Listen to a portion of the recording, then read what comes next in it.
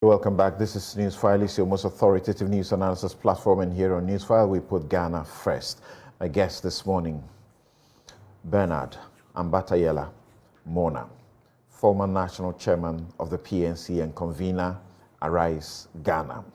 We haven't had you on this platform in a long time. Good morning, and thank you very much for making time to join us. It's been difficult to secure a visa to be on this platform. That's not true. Yes, but I cannot say that's not true because you are a whole chief, and I have to submit. Also joining us, and right here in the studio, is Inusa Fuseni, lawyer, former MP, Tamale Central, and former Minister Roads, Highways, and later Environment, Lands. Natural resources. Yes, and natural resources. Good morning and welcome. Thank you, sir. Joining us via Zoom, Suleiman Ibrahima is Executive Director, Media Foundation for West Africa. Dr. Theo Champong is Political Risk Analyst and Economist.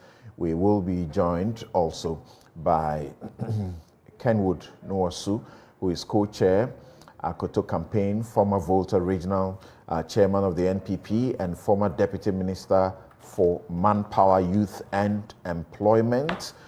Duke Aaron Sasu is leading member, Movement for Change, Alan Kyerematen for President. Have you seen the numbers that they mobilized, was it on Thursday? That is beginning to send some shock waves at the right places. The Movement for Change, they filled the Great Hall, I think that was a venue, Great Hall, in the KNUST to capacity. Ellen Ama Dako is communications team member, Bawumia campaign. George Obingenchi is aide to Adai Nimo.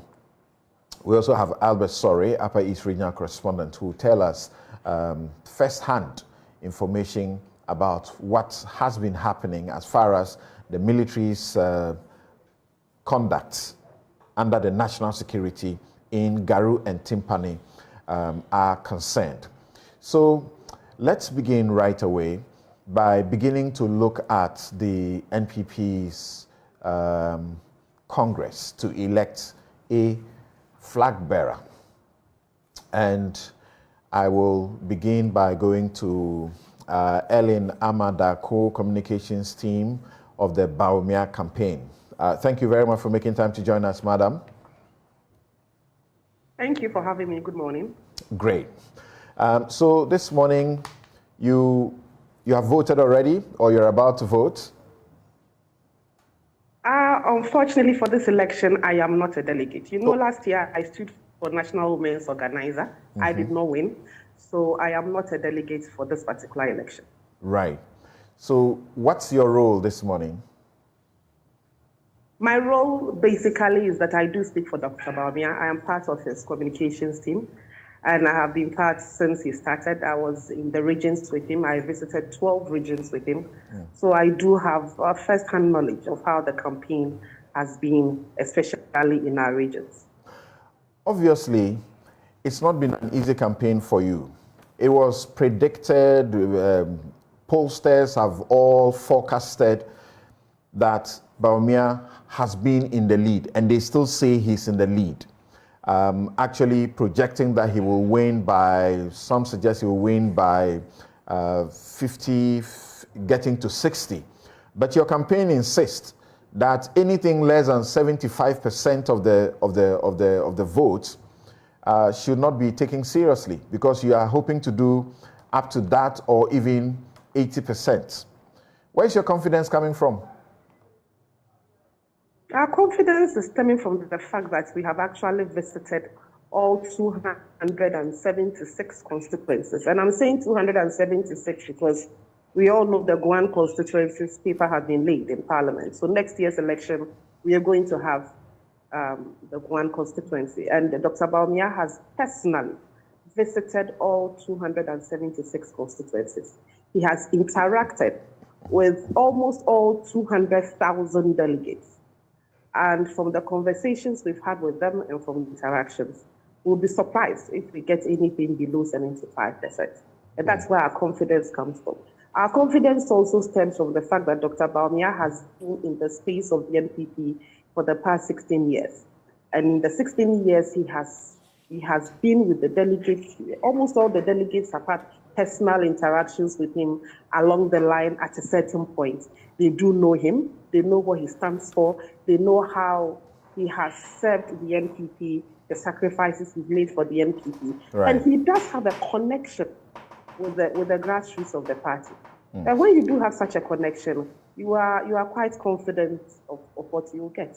So that's where our confidence stems from. Right. Ellen, it's been suggested that you almost took the campaign for granted after the super delegate vote, but until your contender, who is now put in the front run, Kennedy Japan, began to fire some salvos, making all sorts of accusations, attempts to bribe him, and among other things, that you had taken the campaign for granted until he began to say those things.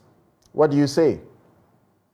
Yeah, we have never taken the campaign for granted. Dr. Bawumia started visiting delegates in their constituencies way before the August elections, and he continued after the August elections. We've never let our foot off the paddle. We knew how we were moving. We knew the speed at which we were moving, and we were very consistent about it. Perhaps people are saying that because of the consistency aspect and the fact that Dr. Bawumia directed those of us who speak for him, the communications team, his spokespersons, that there are certain accusations that you do not reply. We don't have to bother ourselves. We're focused on the goal. And the goal was to visit all our delegates and speak to them. We made sure we had visited and spoken to them before we started answering some of these accusations, including the one of the attempt to bribe him. And that's some of us find quite absurd. I mean, how do you tell us that you are attempted to bribe you with $800 million? $800 million. I mean, assuming we're sharing the $800 million within our delegates, the 200,000 delegates, each one will get about $3,500. Why would we carry that money for you? Ghana is in IMF. We are trying to get the IMF to help us sort out our economy. And each trench, we are getting $600 million. And you think Dr. Bawumia has $800 million sitting somewhere that he's going to give to somebody? Some of the accusations have been quite absurd. So we did not see it fit to focus on that. Our focus was on visiting our delegates, telling them the story of Dr. Bawumia, and explaining to them why Dr. Bawumia at this time should be leading. So it's not as if we've let our foot off the paddle. We've been paddling.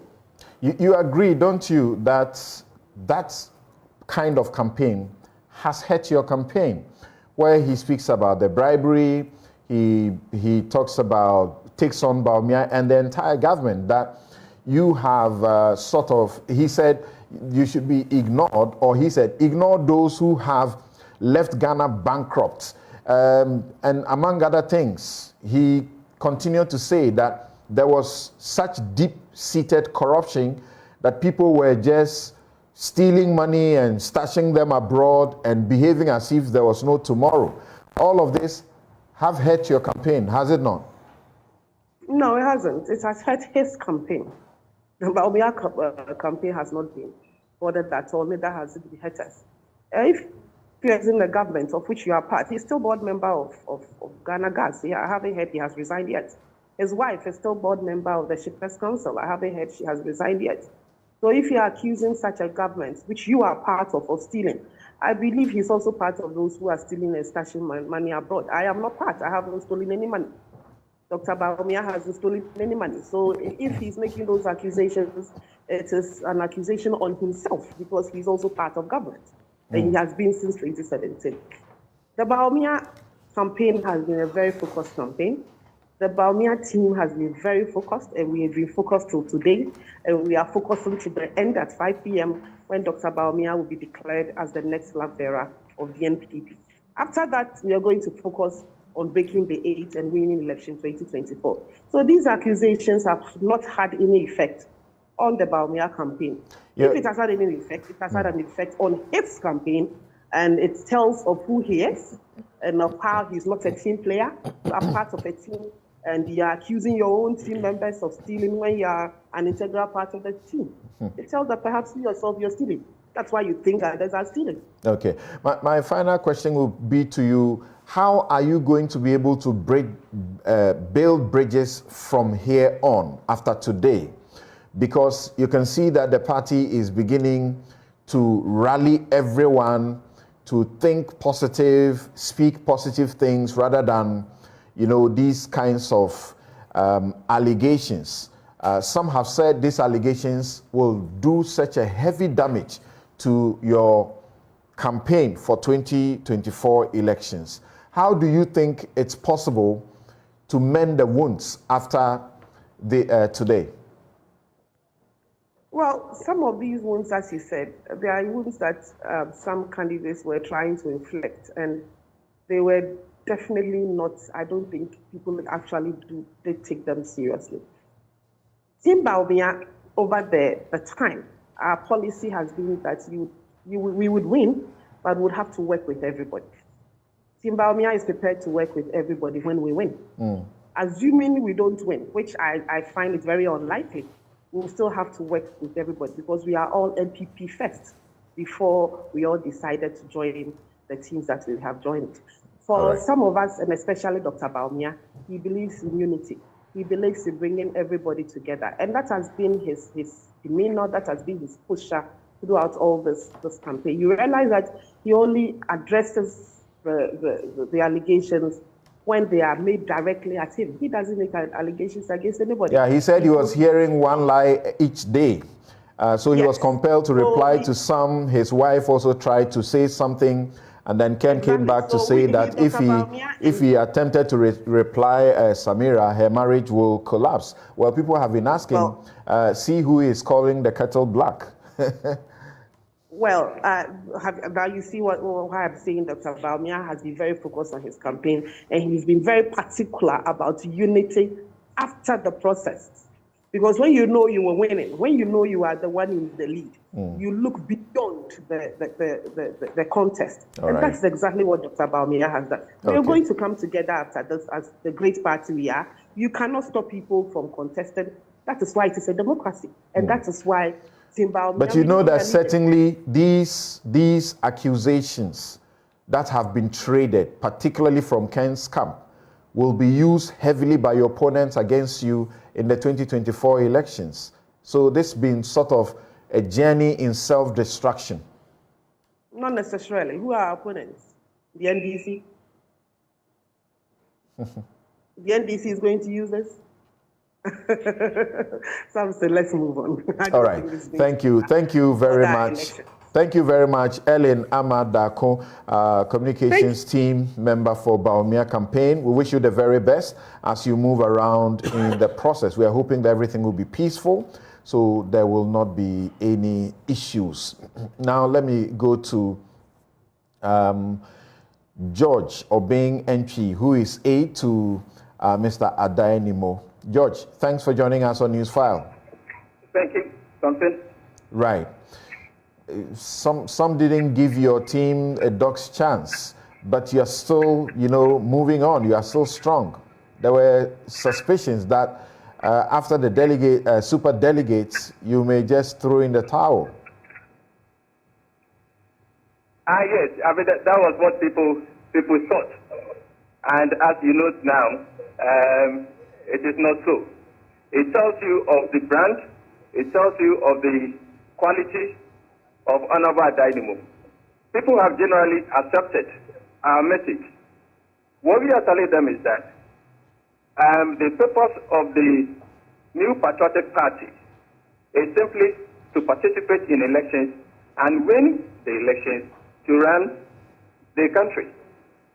And so, if we look at the history of our elections, we are telling them that you realize that any time a party stays in government for 8 years and they go for any presidential candidate who was a member of the outgoing government in the next general election, the party doesn't win. And so Professor Mills couldn't win for NDC in 2000. The current president who was then, the candidate for the party in 2008, also failed to win for the party. And former President John Mahama also failed to win for NDC in 2016. And so we say that if you want to see a different result, then we've got to do things differently. So let's look for one who is not a member of this administration, one with strong charisma, with strong nobility, high level of integrity and dignity to lead the party. And that will help the party to retain power in the next general election. And people have believed that. People think that is okay. Have you been, yes, and that's why you have tagged your man, the fresh face. Yes, but have you been able to visit all the delegates as you need to do? Because the suggestion is that, you don't have the wherewithal. Well, in the special college election, we did, we went all around the country, and, we had meetings with the delegates who were part of that special college election. That was a small group. Yes, with this main election, we had a different strategy. We have coordinators all over the constituencies, the 276 constituencies. We have coordinators there. So, we had a plan, to engage, those we think that we'll be able to, support Anambra Dynamos cause. So we didn't necessarily, move around, all the 276 constituencies. And the time was also quite limited for us, yeah. Were you also able to afford the 200, 300 sort of TNT for all the delegates you met? No, I wouldn't put it that way. The campaign process is such that if you invite someone, to meet you, at a point, it is just appropriate for you to take care of the person's maybe transportation and maybe lunch or something. Yeah, that's been admitted by. I know you don't like me when you don't like it when I say the front runners. That's been admitted by campaigners for the front runners. I'm only asking, have you had the pocket to be able to do that? Give them 200, 300, and so on for how many delegates? In excess of 200,000. What you do is you look for a target. So you work with that target, not necessarily the entire, delegates. Right. So this morning you go out in the conviction that by 2 p.m. you would have won the day. Adai Nimo would have won the day as the flag bearer. That is our expectation. Let me pick your mind on this. That's be my last question.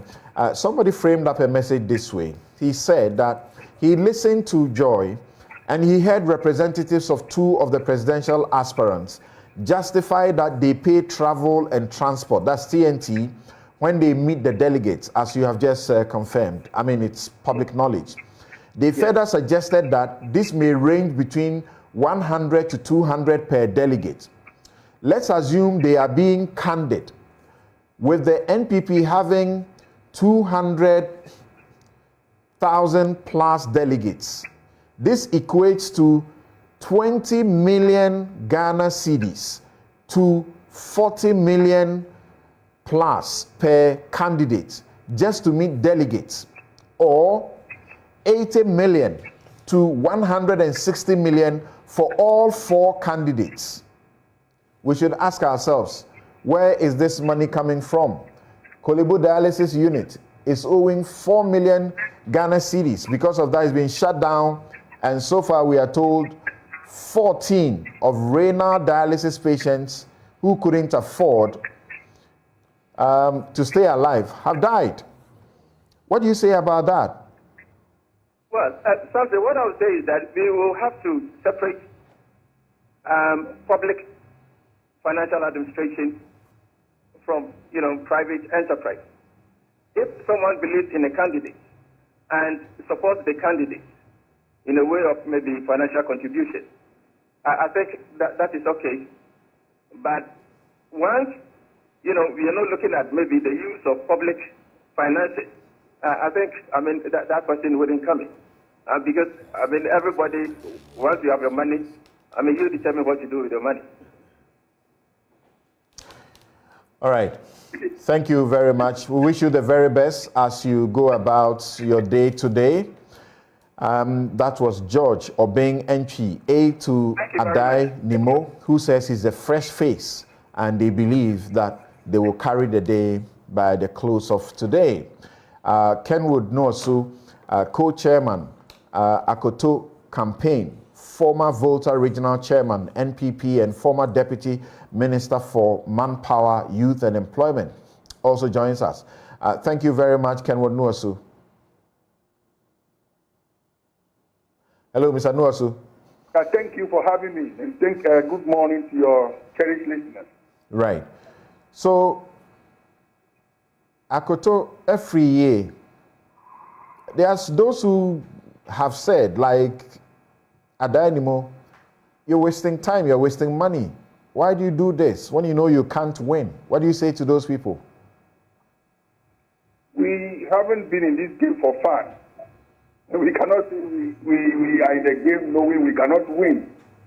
We have worked over a period, a long period, probably even more than any candidate.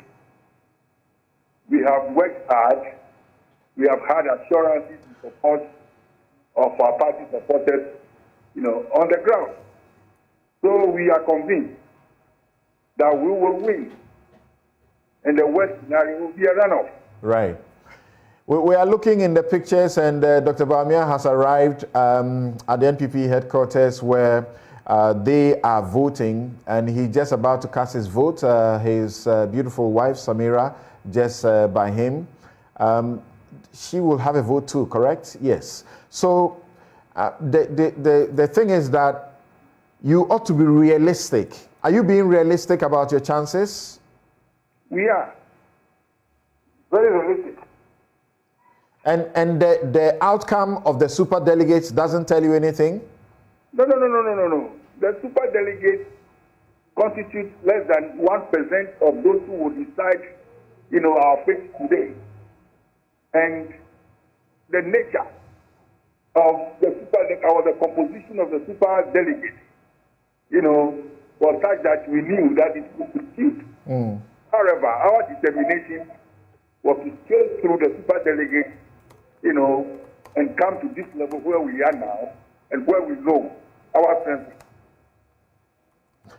All right. Thank you very much, Kenwood Nosu. We wish you the very best today. Thank you very much. Right. And it's important. The last person we're speaking to, Duke Aaron Sasu, is a leading member, the Movement for Change, Kyerematen for President. And this week, or in the course of this week, if you have seen the showing that they made in Kumasi, and we'll show you some of the footages of that, at least some of the pictures. If you haven't seen that, Kyerematen appears to have been able to mobilize an army, such a mass of people, all in yellow shirts, in the Afrafranto, and people say, well, he should have been in today's contest, and he's not there. It does appear that he will make an impact in the NPP's attempt, what they call agenda breaking the eighth. Aaron, how do you feel, first of all, that you would have been in this race this morning, and it would have been possible that Alan could win? I won't break my glass.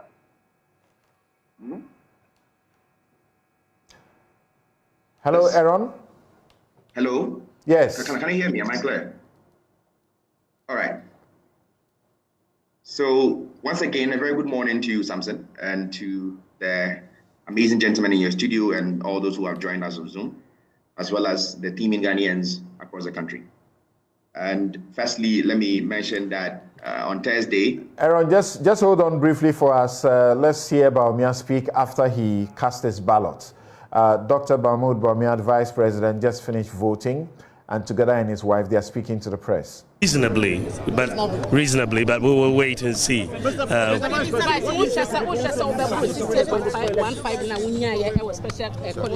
a minute, person may predict it, but we'll see what happens. But with voting, you have to wait for the counting to be done. It's a baby declaration on now why in flag bearer. Any day when you miss him, me bomb pie say, me that's it. So the Vice President, he says he's confident of victory and he's hoping that the process will be smooth after. So he's done voting here. We're still expecting the President Nana Akufo-Addo to also come to. Dr. Owusu Afiya Akoto, he's a patron and he's got voting right, and he himself would also be coming here to vote as well. So it's clearly a very big day for the NPP. Let me see if I can get Sylvan Asamoah Boateng to speak more on these matters. The Vice President, we can get from here, but it is indeed. NPP headquarters. Dr. Bawumia just finished casting his ballots and expresses optimism that he will be declared winner in the end. But he's still cautious about it, and he's praying and hoping, as he tells them, that it's in the hands of God, even though he's hopeful. Now, so Aaron, I was saying that how does it feel for your camp? Alan Kyerematen, he may have gathered such a crowd at the KNUST, but this would have been, as people say, his better option and chance to becoming president. Today, he's not part of the process. The greatest option for Honorable Alan John Kyerematen is what we had glimmers of on Thursday, that young people from diverse backgrounds volunteered that they want to be a part of his campaign. And these very young people invited him with a focus on Ashanti region, that we, these young women and children, these amazing young people who are who desire, who have great ambition for this country, says that we want Alan Kyerematen to be president, and that his ideals of establishing the government of national unity and his ideals of his policy proposition of industrializing this country is what this country needs. And that the duopoly as exists within the NPP and NDC must be halted. And Alan Kyerematen is the best candidate to break that duopoly. And so on Thursday, at the CCB auditorium, the Central Classroom Block Auditorium, over 3,000 people. Oh, it was not the Great Hall. Thank you.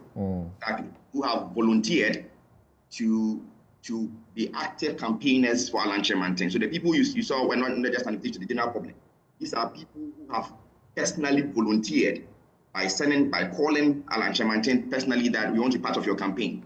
And you're going to see similar events across the country, across all regions across the country, where hundreds of thousands of people have already volunteered that they want to be part of the campaign actively. And you see this very, very program across the country. But what is important is that represented within these volunteers is not just people who were historically with the NPP. We have people who used to be diehard supporters of the NDC who are present. We have people from diverse religious backgrounds. Exactly. We have people from diverse ethnic backgrounds. We have people who are leading communicators even within the NDC who came out boldly to say that never in a time in the history of this country have there been an opportunity for such momentous progress. And they want to be a part of history. So Duke, this, you say over 3,000 volunteers. This is going to be the Alan movement for change boots on the ground. These are not just like supporters who have come together, right? No, these are the boots on the ground. These are the campaign managers in their communities, in their constituencies, in their environs. These are people who are saying that we want to go house to house for Honorable Alan Kyerematen. This is not just a general populous appeal. So believe you me when I say that this is just for the Ashanti region.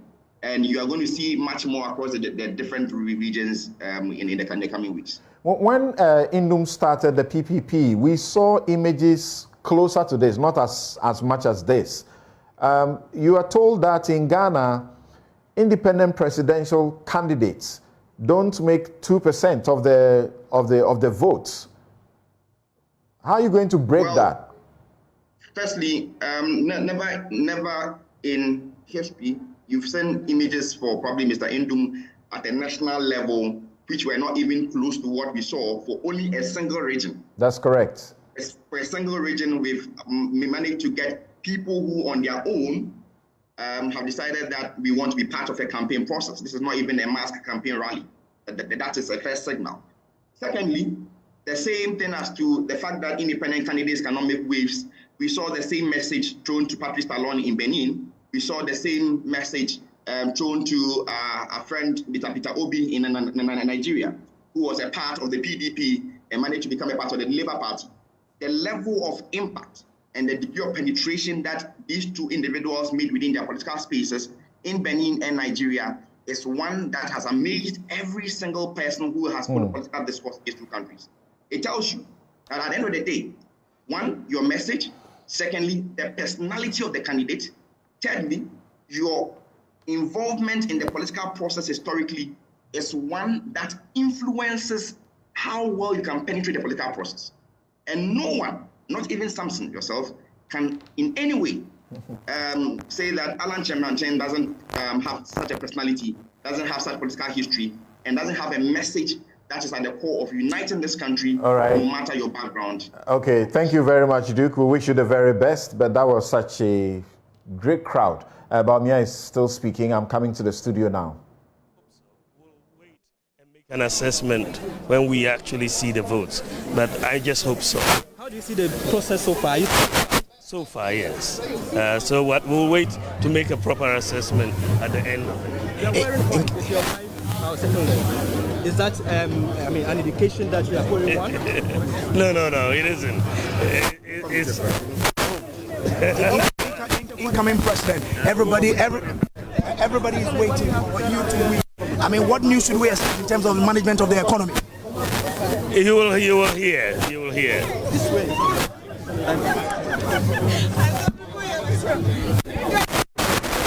All right, so now let's come to the studio.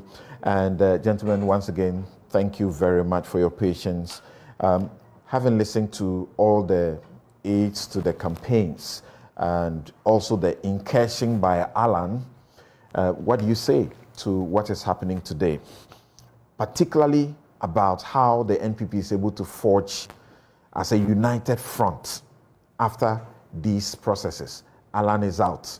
He's angry. His people are not happy. He's only in Kumasi, over 3,000 people in one gathering. And they say these are the guys who are going to be doing door-to-door campaign. And then you have the conduct of the campaign by Kennedy Japan, throwing out all the allegations about corruption, about stealing, about bribery and all sorts. What do you see? They got them to actually sign a memorandum of understanding that whatever it takes, they will stick to the party. Let me begin with you, Bernard.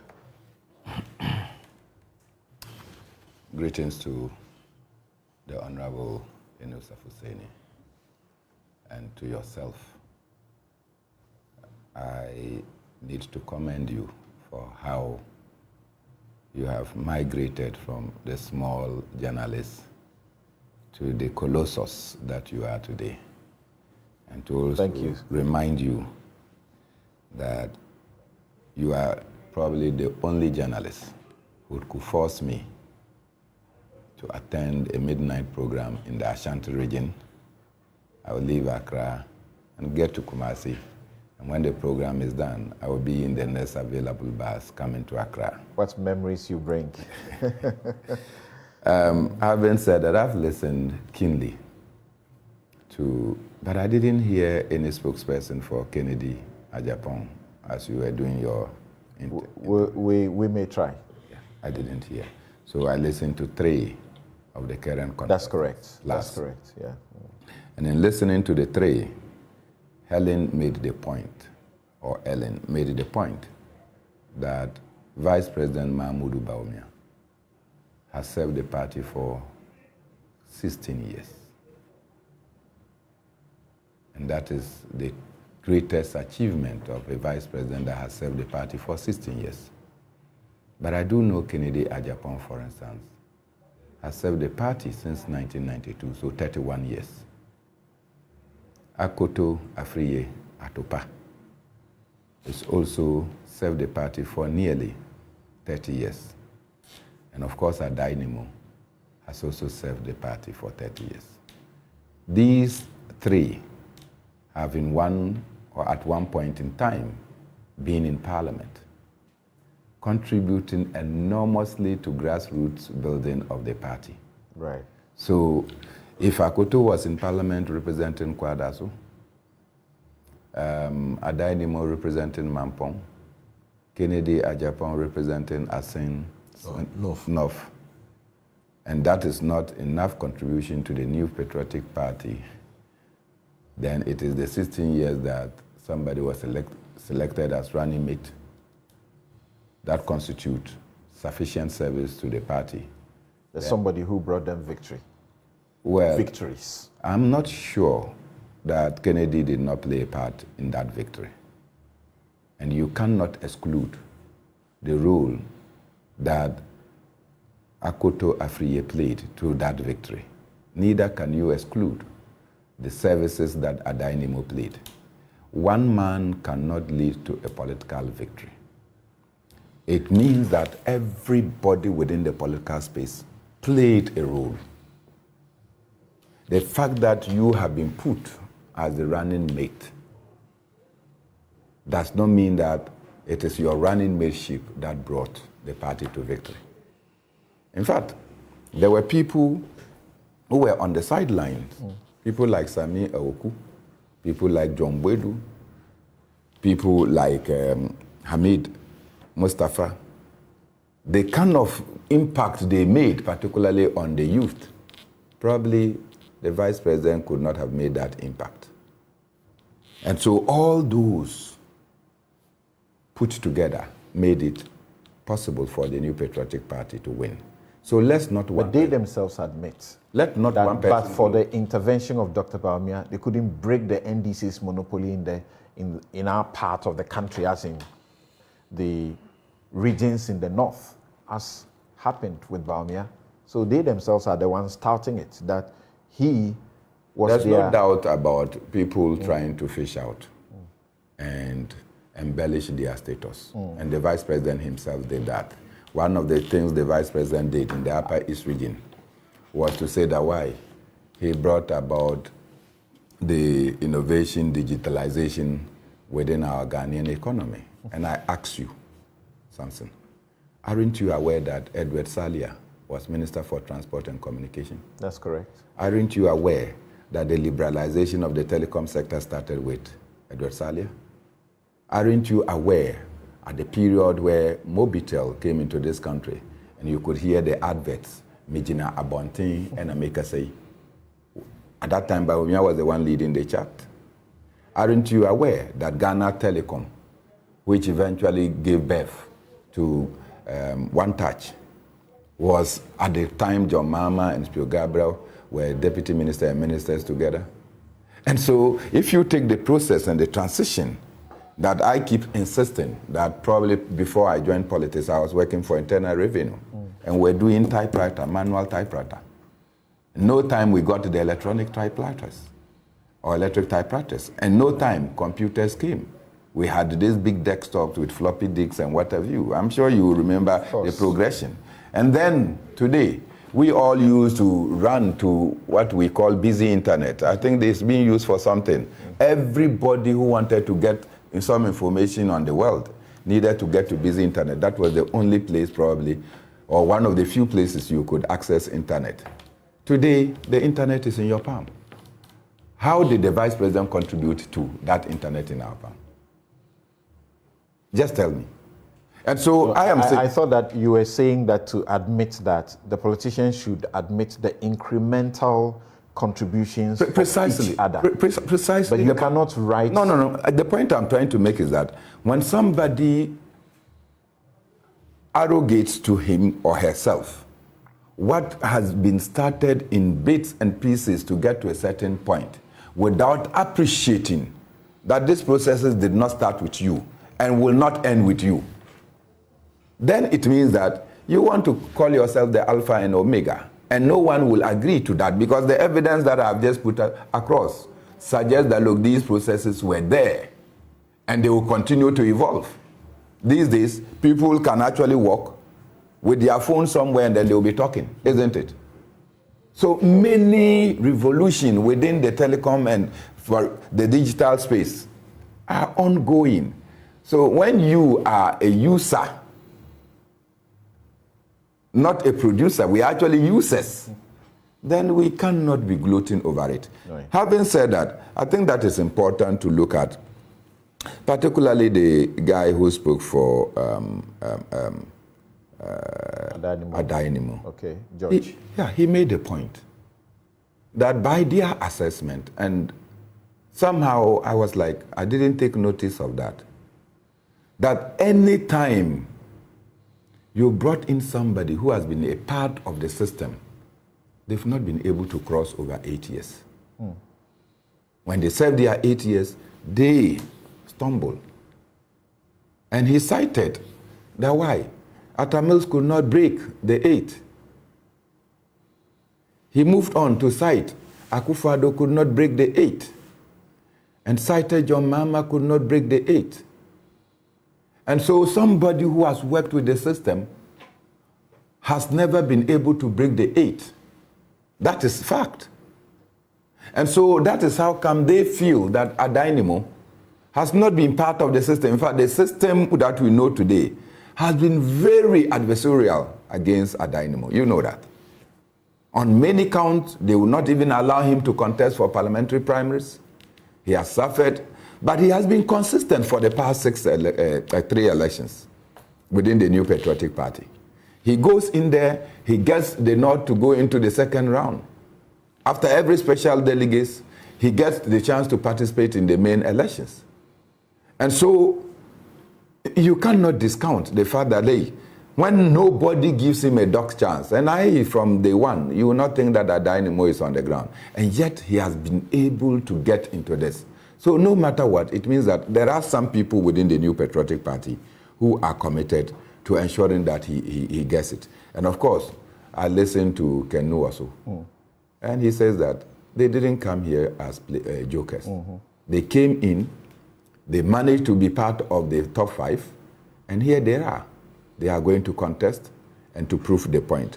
I am looking forward, if Kennedy Agyapong starts saying that people are corrupt, Kennedy Agyapong says that people are stealing our money and they are snatching it away. There is evidence to prove it. Aren't you aware that at one point in time, the bank accounts of Ghana, our embassy in Brussels, was closed because of money laundering issues? That it had to take, and sometimes that is the problem I have. It had to take Inus Husseini's minority. No, not minority. But the minority belongs to all of us. Inus Husseini's NDC MPs to join with their colleagues to go to Brussels, to go and kneel down and beg the authorities to say, please, this is about Ghana, it's not about the New Patriotic Party and Nana Akufo-Addo. So, yes, if you close the bank account, it will have ramifications for us. But I thought that since we are failing to stop the siphoning of our resources, our money, outside, and the Belgians are taking a step to say that, look, don't use our country as a base, that the minority would have supported and probably to call for other countries to begin to find out whether our accounts are being used to launder monies and who are those monies being laundered for. So when Kennedy Agyapong comes to say that people are stealing our money, the evidence is there because formally we know that these things took place. And so I think that what I want to tell people is that the New Patriotic Party, as a political institution, have done well.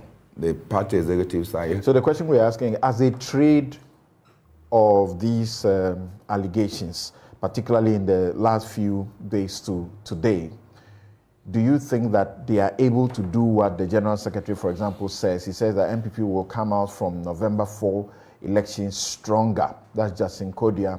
Gabia Asro-Chiridako says that don't be fooled to think there is disunity in NPP. And he says they will come back stronger. There are others who say this has been the pressing of the button of self-destruction. Well, if wishes were horses, we are told beggars who ride. And so these are the wishes. Otherwise, why will the NPP compel people to come and sign a declaration that win or lose, we will stick together? Why didn't they do that before the special delegates Congress, about the 900 people? So the exit of Alan Kyerematen and the pronouncement of Kennedy Agyapong. I think it's a repeat. They did it. The pronouncement, they did it. The candidates signed that declaration, yes, and Alan went.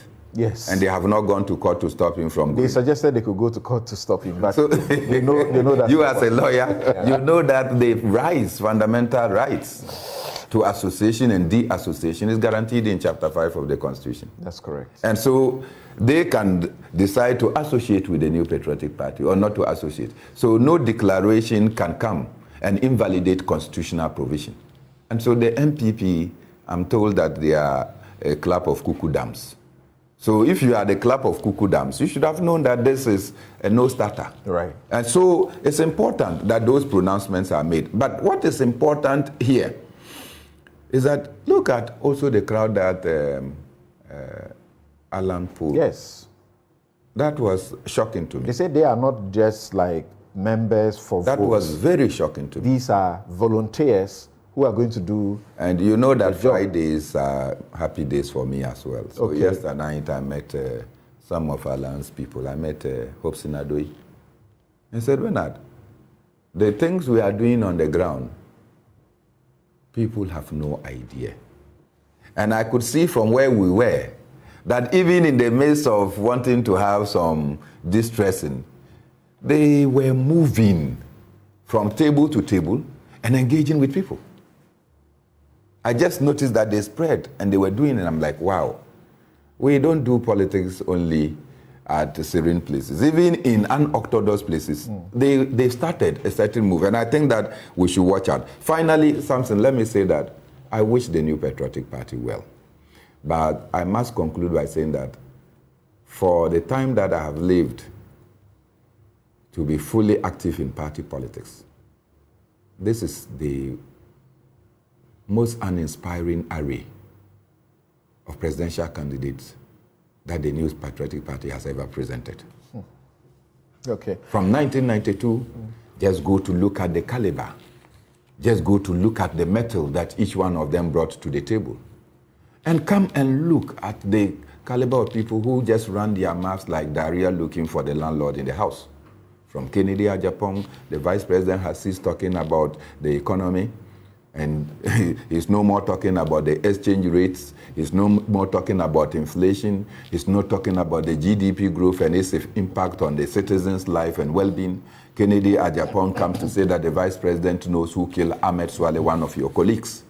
And as we speak, there is no official response to say the vice president doesn't know. So if as vice president, you know who killed the Ahmed Swale, a journalist, and the police are struggling to find the killers, then in the unlikely event that you become president, how many will you kill? So I see also, I don't know how it is. No, but you have been told how not to take seriously allegations made by Kennedy Agyapong. Which one is that? Which one are you using? Is it not the same Kennedy Agyapong that showed the picture of Ahmed Swale? And everybody said he was just talking anyhow. And in the same Ahmed Swale was killed. If you don't take his pronouncement serious, I do. Because I have seen and witnessed that a journalist has died because Kennedy said they can kill him. Yes, Honorable News of Seni. There are those who say they have just been in a process of damaging themselves beyond repair for the 2024 elections. The NDC should be excited about that. Well, the NDC, first of all, let me greet Chief Mona.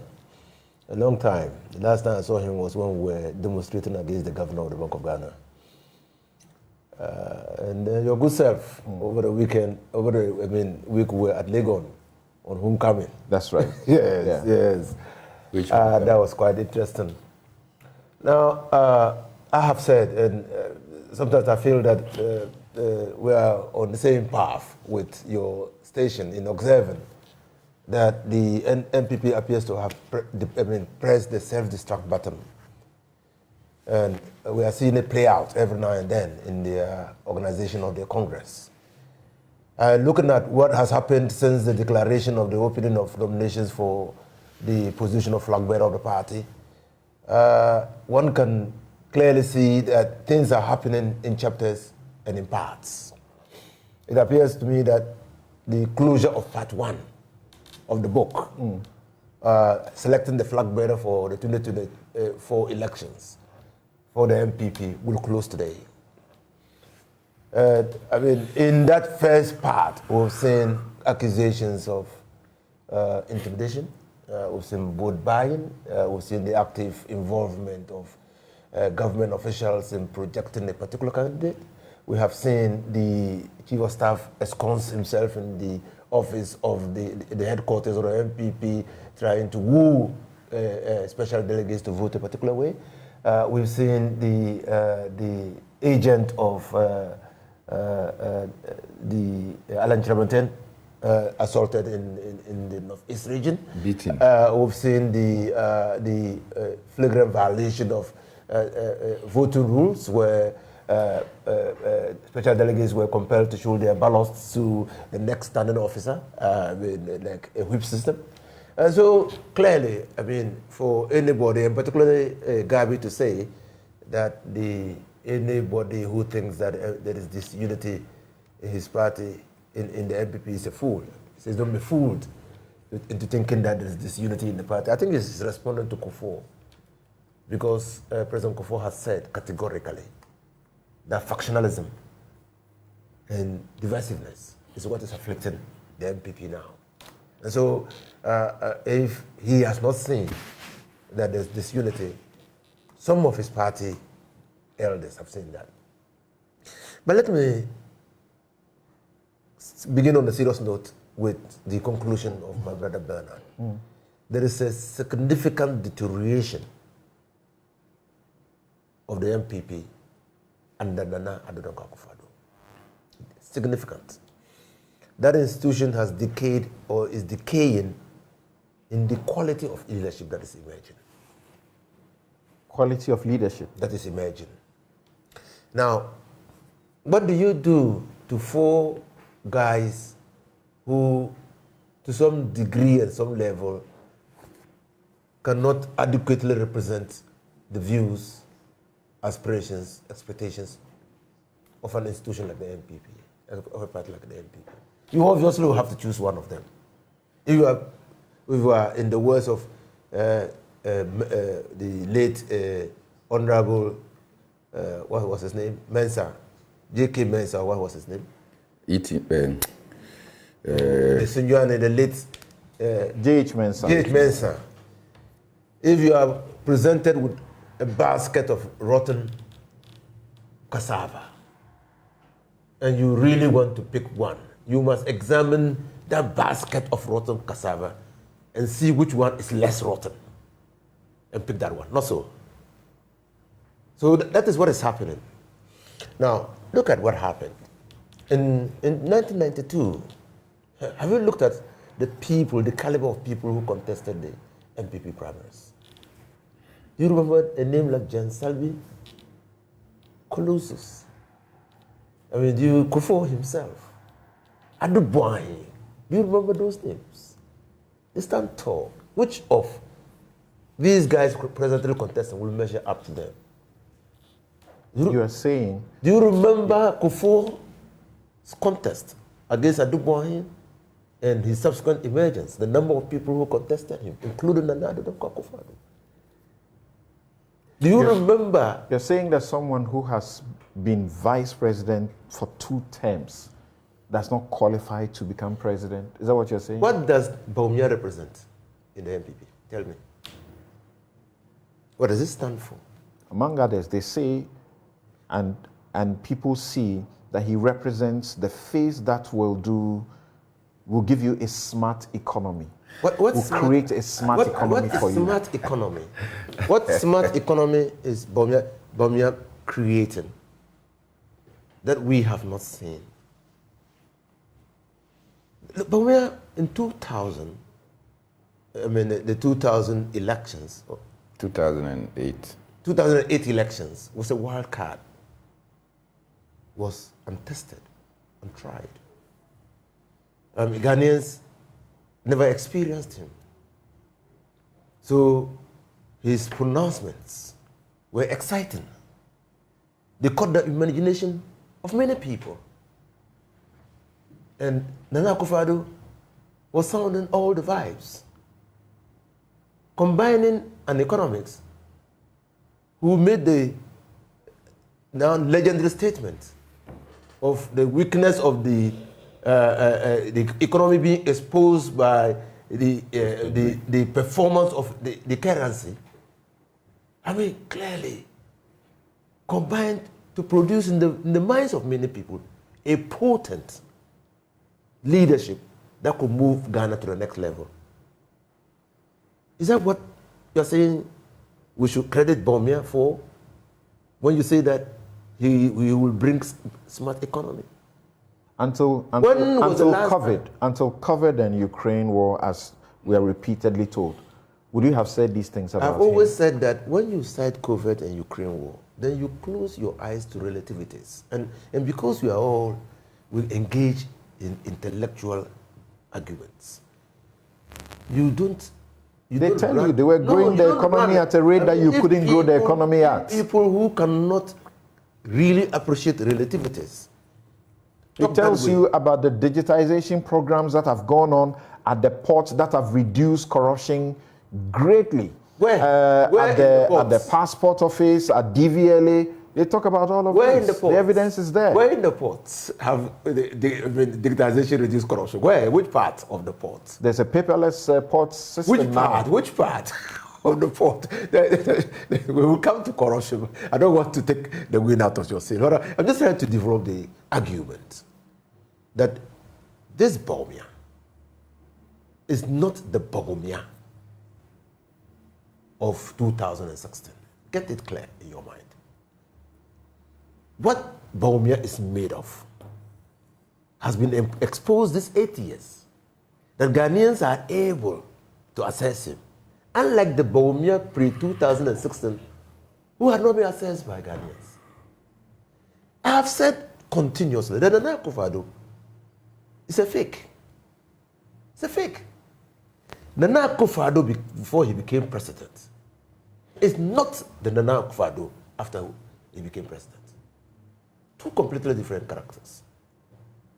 And so we are being confronted and given the opportunity, the party is being confronted and given an opportunity to choose a leader. And this very leadership of the NPP is fostering on the party, on their party, a person who has helped to put us or bring us to this level of disaster. And that is why persons like Nimo can argue. And there is universal truth to that. That where there is fatigue of a party, where the people, the citizens, the electorates are fatigued, they don't normally, it doesn't make sense to elect somebody who is closely associated with the leadership that has been fatigued to take the party to the next level. And it's universal. No, you wouldn't find, you will hardly find. They tell you that the NDC's biggest fear is Dr. Bawumia. His biggest fear, that since he came on the scene, they have broken your monopoly in the regions in the north. Our biggest fear, is evidence of what you are afraid of. Samson, our biggest fear now is when we do win power, what will be the level of mess that will be left by the NPP? That's our biggest fear. Because it appears that the NPP is involved in some mafia tactics in the way they deal with judgment debts, in the way they negotiate contracts, in the way they manage the economy. There are many things that we don't know. That is our greatest fear, and not Bawumia. Our greatest fear will be what level of deterioration will the party meet when we come into power? Well, the party and its members disagree with you completely. In the super delegates elections, as you know, Dr. Bawumia garnered 629 votes, representing 68.15%. Kennedy Agyapong had 132 votes, representing 14.30%. Akoto Efriye had 36 votes, 3.90%, and Nimo had 0.98%, only 0.98%. He had just 9 votes.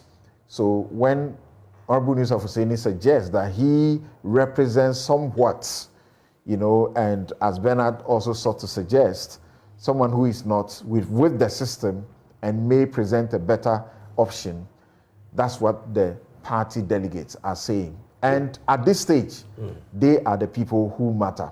They determine who will be the standard bearer or not.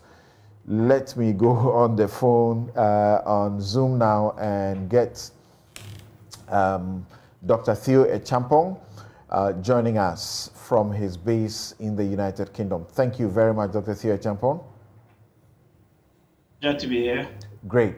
And Dr. Theo Echampong is joining us, and you know he's always had his eyes on looking at the figures, and he also would like to look at what the Afrobarometer says and so on and so forth. He is no stranger, is political risk analyst and economist. So we are trying to understand if what has happened, particularly in the last few couple of months and weeks to today, has not done too much damage to the NPP. There are those who say that they will not be able to recover. Where do you stand?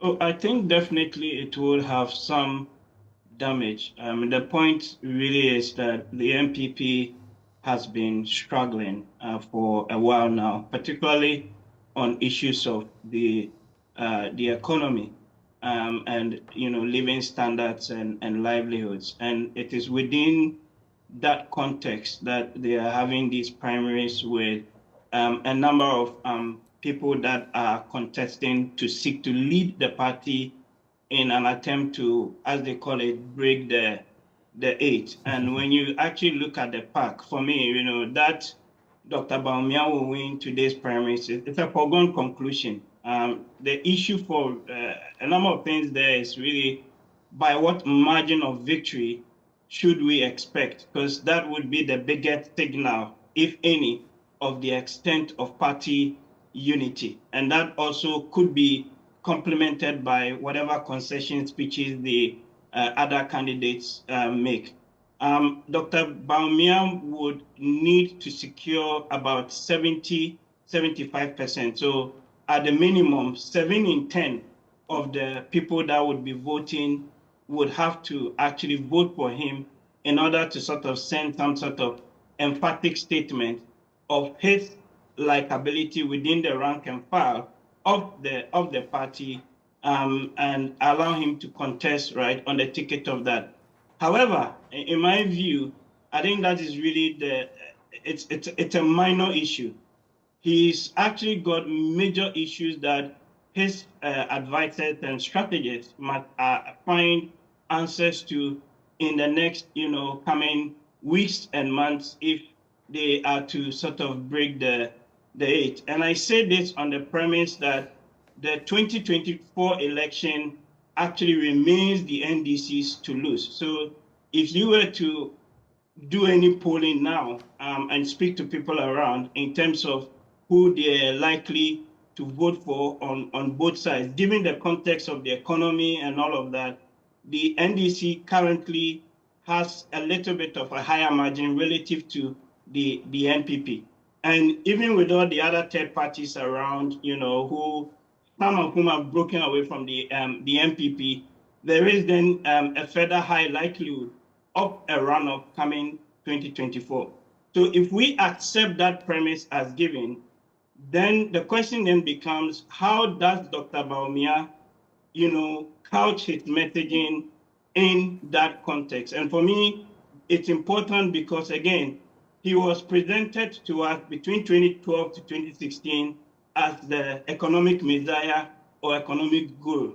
And if you look at the evidence so far between what has been done and what the party has delivered, it's been suboptimal, right? There's been issues with the economy, debt exchange, IMF, livelihoods, borrowing, all over the place. And you remember something, at some point, even Dr. Bawumia asked the late Vice President Imsata the famous 170 questions, right, on the That's economy. right, yeah. And you begin to ask yourself, so perhaps is it time, you know, for Dr. Bawumia to actually answer these questions himself? Because after all, Ken has asked him to answer them. He chairs the economic management team, and of course, he's been a core part of the Akufo-Addo presidency. Some have argued that there are constraints that have prevented him from sort of delivering, quote and unquote, right? And they've talked about other powerful voices and powerful individuals that in a way have prevented the vice president from doing what No, the argument has been that this kind of talk appears to pitch him as the president, not the vice president. Exactly. But even importantly, something.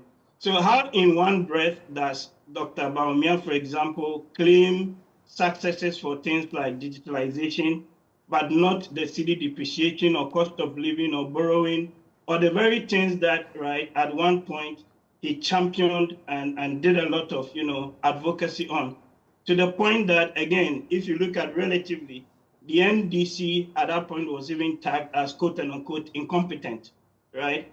And it then led the NPP to win the 2016 election with one of the biggest margins by far that we have seen in the Fourth Republic, right? So you see that from that time, the NPP had a lot of goodwill, and the goodwill, in my view, has been squandered.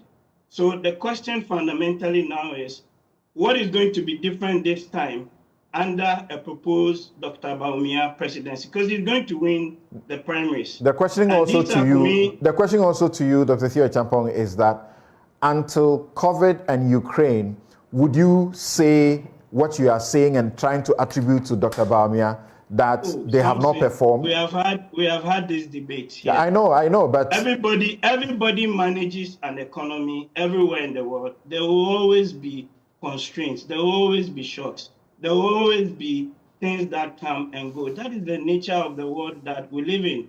So it's not like you are managing the economy in a vacuum and saying that, oh, they won't be shocked and all of that. And even before that, they were warned, and there were warnings all over the place, right?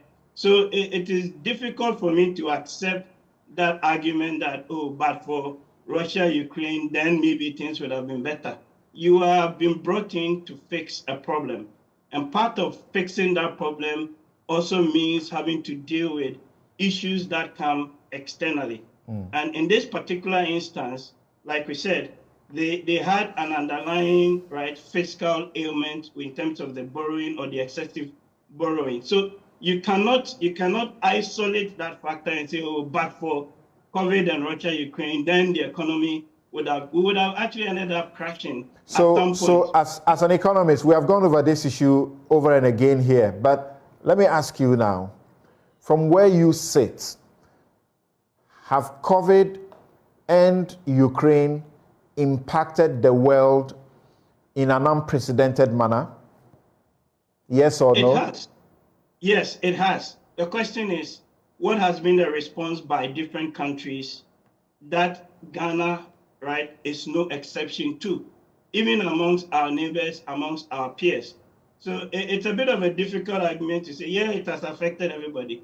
But some people have actually been able to withstand it better than others. Just like COVID, those that had diabetes and things ended up being predisposed and dying, and others that had a better immune system were able to withstand the shocks. Our immune system was weak as a country. It's as simple as that. You speak. It's important. It's important. Something quick one. Okay. It's important because, again, remember that the candidature of the man was presented to us as somebody who's got the solutions to the issues of the country.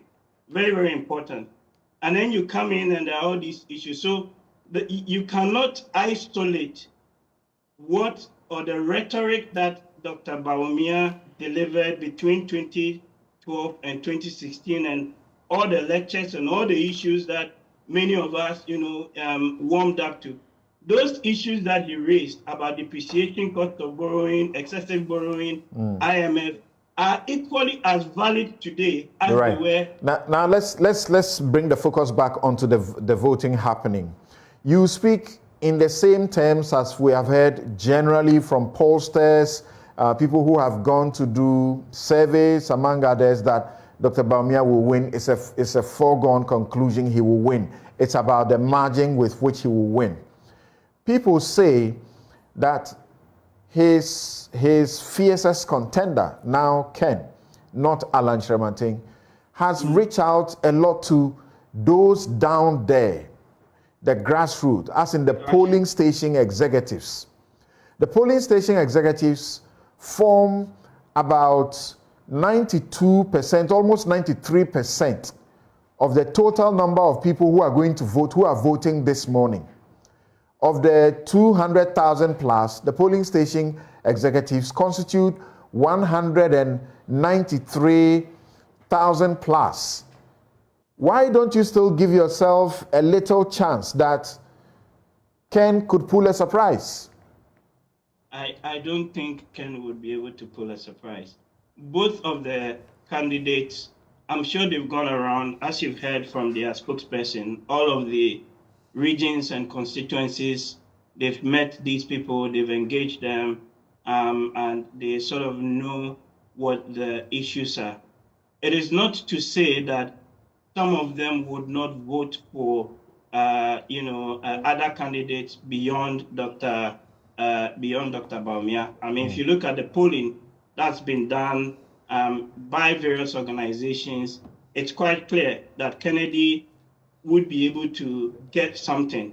Some are even indicating around 20 to 25%, but that's not going to be enough to get him over the line. So I don't think that Kennedy really has a chance. He has an appeal. The grassroots people like him, but at the end of the day, people also like, okay, who is your best chance or put that you've got going to go into the election? And even on the issues of corruption and others that will come to, some of which Kennedy talks about. I mean, Kennedy cannot extricate himself from the mess and the things that happen. He's also a beneficiary of that same system. Some say he's perhaps the biggest beneficiary. Yeah, so how do you square, again, that circle? So you begin to see that, again, there's a lot of inconsistency sometimes even between the rhetoric and the reality on the ground. But as far as I'm aware and from where I sit, I think that Dr. Bawumia would win the primaries.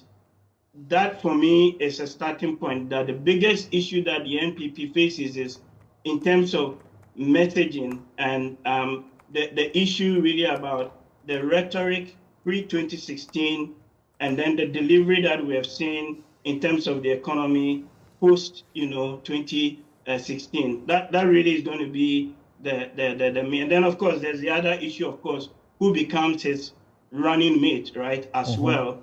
And because you need somebody that's got the electoral. Interesting, you bring that aspect in. The suggestion is that, as we have seen Alan command such a mass in Kumasi, the suggestion is that that's the place that Kentu would have hoped to get some good numbers, but he will not get it because the potential is, or the obvious thing is that Bawumia, if he does win, will pick his running mate from the Ashanti region.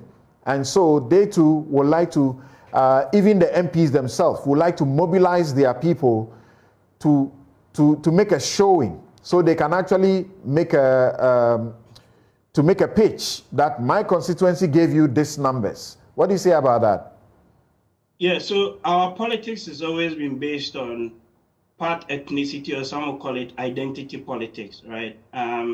And you need somebody that can mobilize people at the grassroots to come and vote for you along certain lines. It could be along religious lines, it could be along ethnicity-based lines. And if you look at the way we've done our politics since 1992, typically you have one candidate from the northern part of the country and then another candidate from the south, at least amongst the two main parties. So definitely Dr. Bawumia would have to choose, for want of a better word, an Akan candidate, right? All right. To where he chooses that person from, that becomes a bit interesting, because I think the Kumasi or the Ashanti argument has been made quite strongly, because that's really the heartland of the party. If you look at votes or actual number of votes that they do garner, but then you cannot discount, of course, the Allen factor and all of that. So you need a strong candidate that has that appeal and can pull the vote, because at the end of the day, if your core voters stay out because of apathy, because of issues with the economy, then you're going to lose the election. It's as simple as that. Okay, thank you very much. Let me go to Suleimana, and then we'll take a quick break, return to go to Boku to find out what exactly has been happening. Two different versions of the story as to how the military eventually went and brutalized some of the residents there, and other things. Now, Sule, thank you very much for your patience once again. From where you look at things, as a man who is deep in the media, what do you see when you look in the crystal ball? Well, Samson, thank you very much, and good morning to colleagues and our listeners and viewers. Well, I share the same view that in terms of the outcome of the ongoing primaries, it's almost a done deal that Dr. Bawumia would emerge the winner. What I'm not too certain about is the projections that his supporters are making in terms of they being disappointed if he ends up not getting up to 75 or 80%.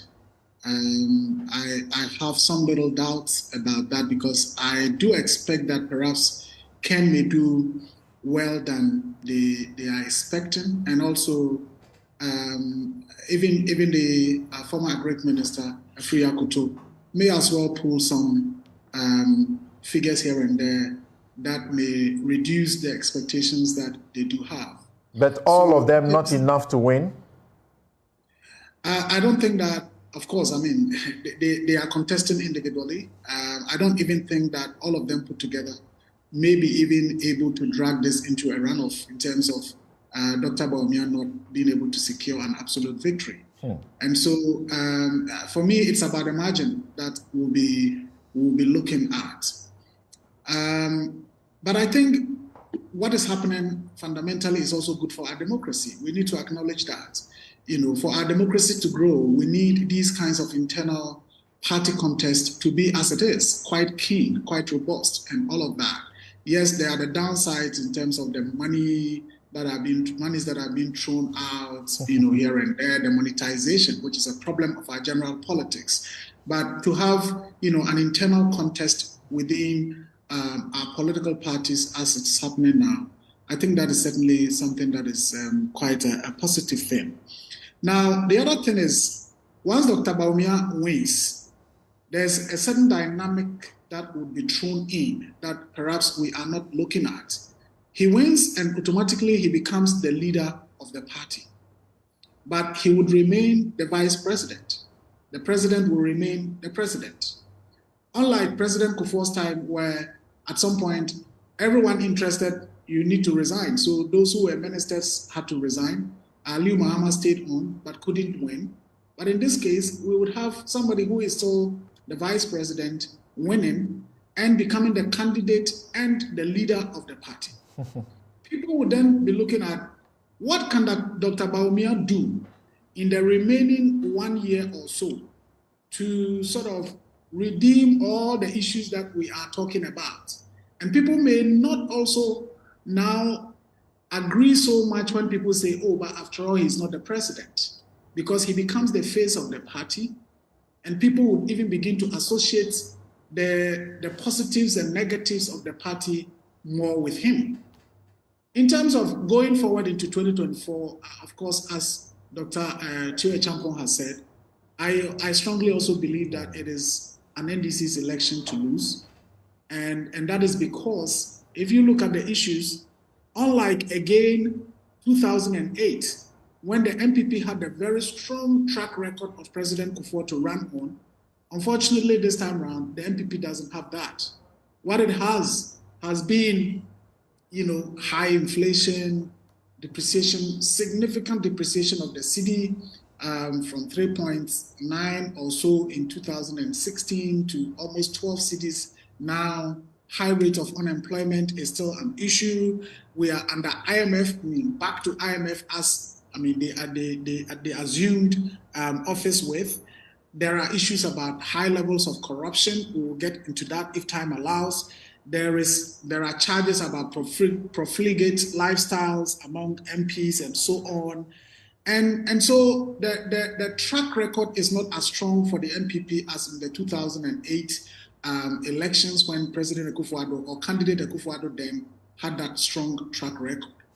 Again, in terms of Dr. Bawumia Samson, I want to perhaps take our minds to that whole narrative about the Bawumia effect in the North.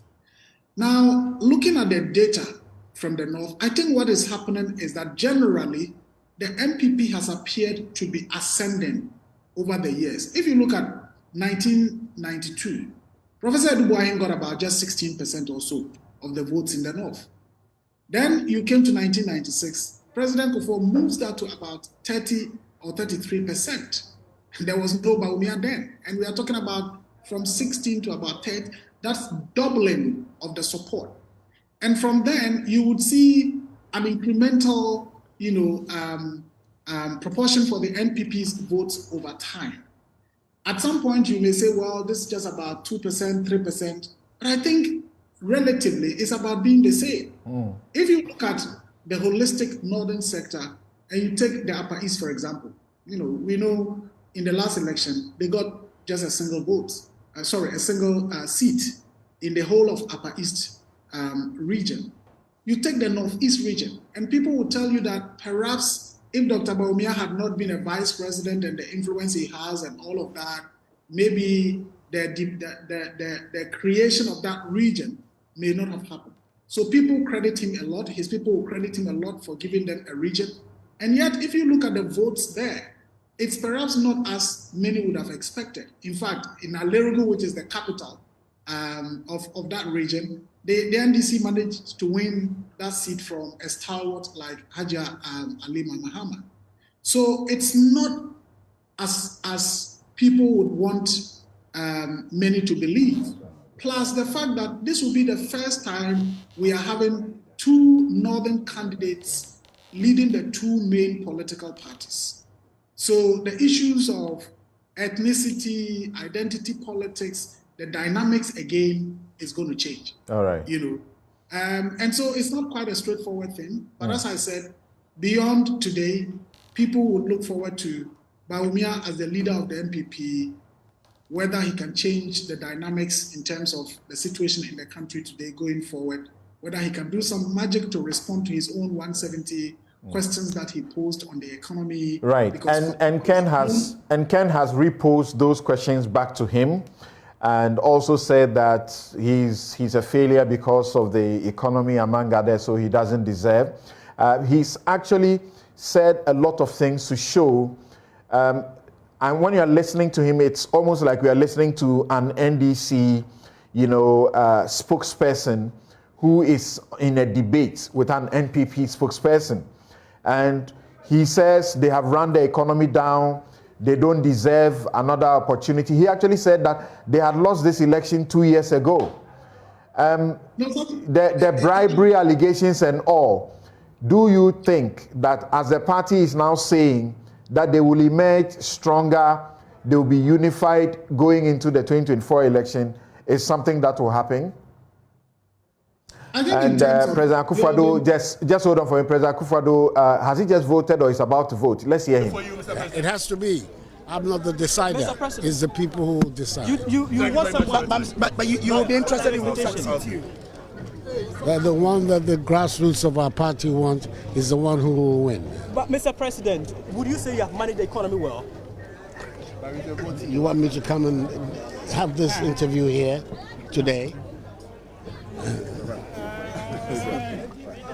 Okay. So that's His Excellency Nana Addo Dankwa Akufo-Addo. Nana Addo Dankwa Akufo-Addo.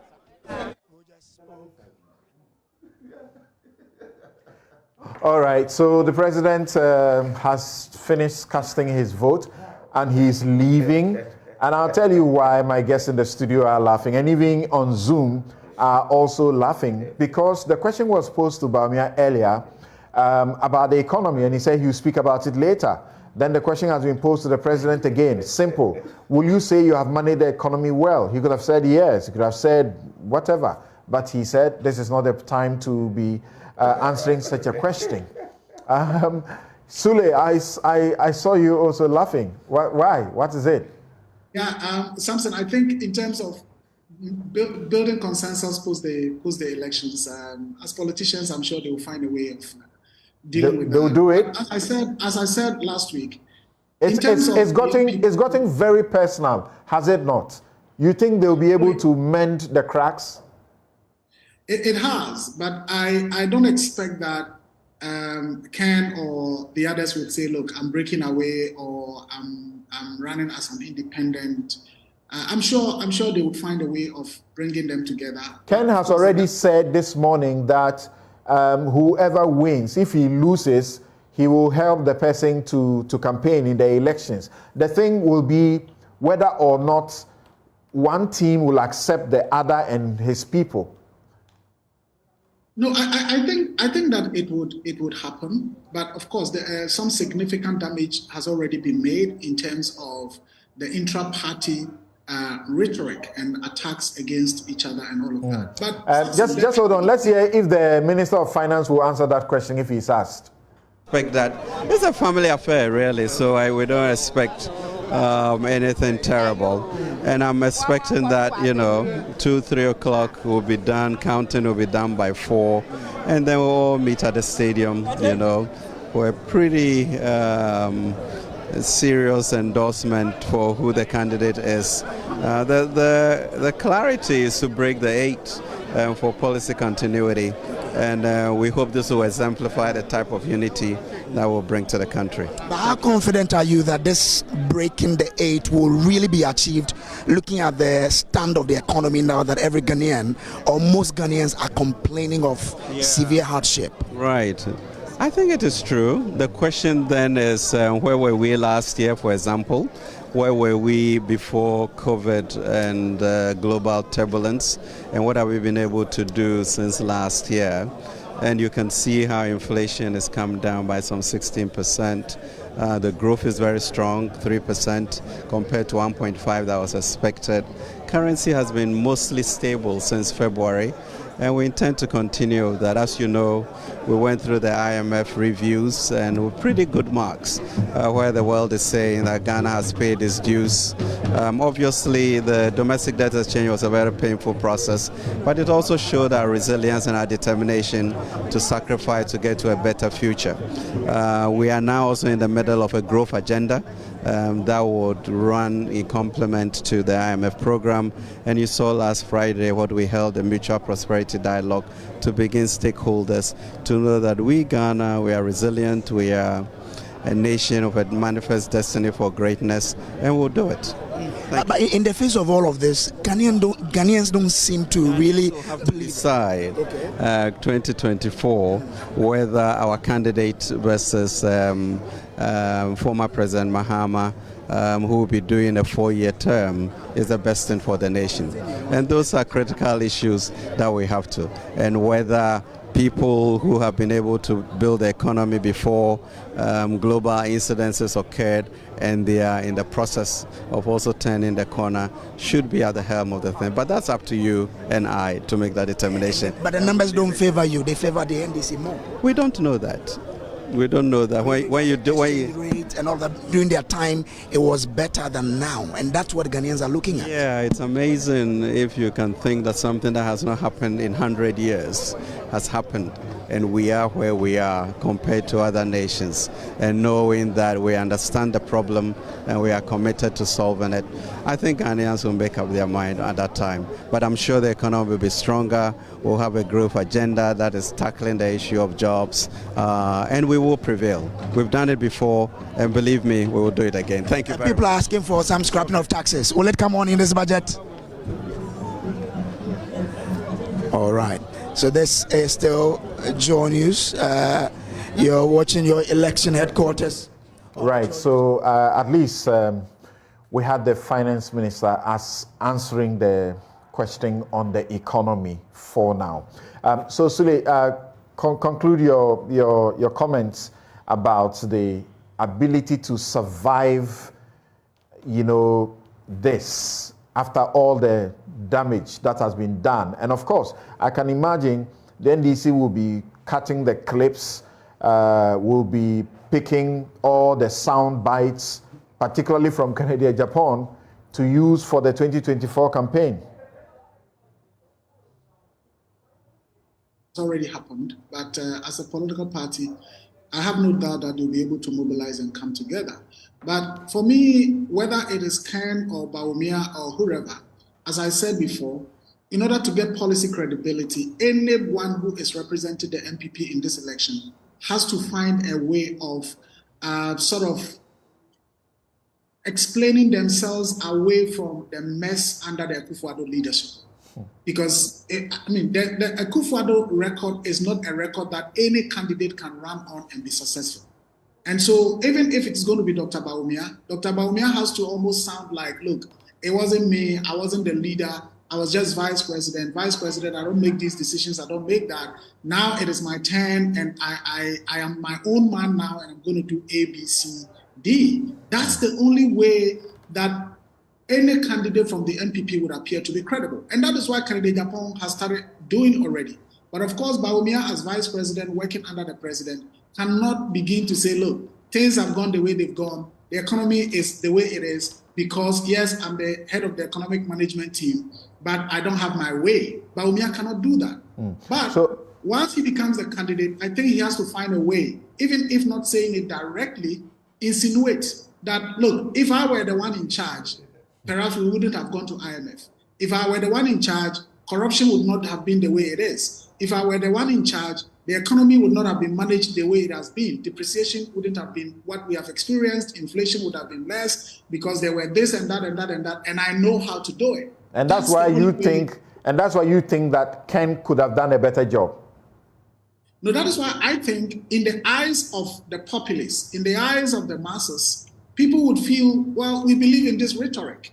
And we are at a point where, Samson, we all know that people will say, we are tired of this MPP NDC thing. We are tired of this MPP NDC thing. So, and Ken appears to say, look, me, I've not been part of this. I've just been an MP. I've not been a minister before. I've not been in cabinet before.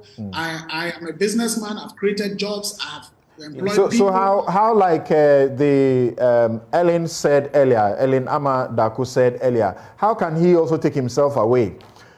Because he sits on boards, his wife is on board, on a board.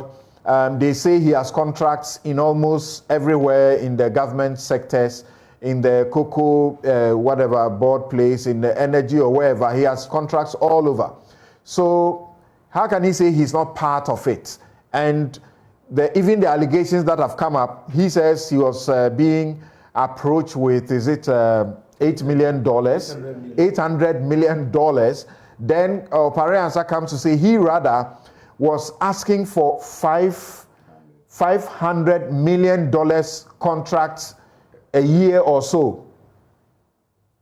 Yeah, so I think it was actually Opare Ansah who first made the accusation or allegation that he had met, and his demands was that he should be assured of a $500,000 contract worth of contracts annually. For me, that narrative was unbelievable because it's something that I wouldn't place any value on, because if I were somebody in his shoes, to what extent would I say, okay, if even I'm promised that yes, every year we'll give you $500 million contract, the person wins and that can be guaranteed. In the same vein, I don't think that I'll place any premium on Ken's response that no, they were rather offering him $800 million. I mean, these monies are really, really quite significant. The point about Ken also being a beneficiary or a participant in the mess, yes, you can make that claim, but of course, you cannot take it to the levels of being a cabinet minister or, there was a time, the fact that somebody serves on the graphic board, the graphic communications board, they say, oh, the person has been given an appointment by the government and therefore the person is actually in government. All right. I think you can stretch it to some levels. But Samson, I think just 1 minute. One thing that perhaps our media must do, and now that we run the fourth estate, I think when I say some of these things, it's about also encouraging my colleagues to also do something. The accusation about Ken having benefited from multiple contracts. From the Occupy Ghana case, we know that through the RTI law, we can basically get all the contract documents from the various organizations, Cocoa Board, and so on and so forth. Why are we being told this and yet no evidence is being presented that, oh, look, this contract was awarded to Ken, that one too was awarded to Ken, and that was awarded to Ken. I think it will be good that we get to know all these, even beyond this primaries that is happening. Okay, thank you very much. In fact, there are others who are saying that for what he's represented as far as his rhetoric is concerned, there's too much debt on him that he shouldn't even have passed the vetting to come on the board. My guests in the studio have been disappointed at the caliber of people that the delegates have to choose from. Some commentators, people sending messages, are asking me to check what Yahweh Nsako has been saying, and to confirm what Inusa and others, Ben, are talking about, the class of, candidates that they are putting before the people now, and how the president has literally run down the NPP in the course of his tenure. We will take a break here, but Bernard wants to say something briefly. Yep. No, I am amazed that the president and the vice president avoided any comment on the economy, and it has to take the Minister for Finance, who came and rather muddied the situation. Before COVID-19, how much money did Ghana borrow? Hadn't we reached the roofing point where it was evident that we're going to run into debt crisis? Did the IMF and World Bank not assure us that Ghana was going to have debt crisis? COVID-19 did not bring us the debt crisis. It was our overborrowing, because anytime we borrowed, Ken's companies benefited, and Ken as an individual benefited. So there was reason for which Ghana overborrowed. You borrowed for long-term development, but you had to pay short-term, and obviously you could not have escaped it. But this ranting all the time about COVID-19 being responsible, then you move, then they come and say Russia, Ukraine. Not so. And then now I'm sure they will add Israel and Palestine before they will come and add the Akosombo Dam spillage as responsible for even the further decline in our economy. But in all this, one of the things that probably we have not, or we lost count of, is that all the other candidates will be voting in their constituencies of origin. The vice president is the only one who doesn't have a constituency of origin. That should tell you that if politics, every politics is local, these people are more local politicians. Okay. And it's important that you must identify with your constituency of origin. Nimo will be voting somewhere in Mampong. Akoto will be voting somewhere in Kwadaso. Kennedy will be voting somewhere in Aseng. No. Right. And so clearly, the vice president comes to vote in Accra, and then you say that he comes from a constituency. In a group, always somebody emerges. Yeah. And there's no doubt. There's no doubt. I'm talking about you going back to the fact that others have done 30 years, upwards of 20 years, and he has done only how many years? Because it was the argument that was made by Ellen, and I'm saying that if that is the number of years that somebody has done, then they would have been vice president before him. Yes, you understand. It means that is not an argument that you should be making about longevity within the NPP and your contribution to the NPP. Hey, at any point in time, somebody emerges. And I'm sure that today, Bawumia will emerge. We'll take a quick break. We'll be right back. Haj Suleiman says that Ken has been at the forefront of defending this government's record prior to his decision to contest. He defended this government to the hilt, including making the infamous statement of beating up Erastus. His turnaround, only at the time of deciding to contest, smacks of indecision and deception. That's sort of to Sule. We'll be right back.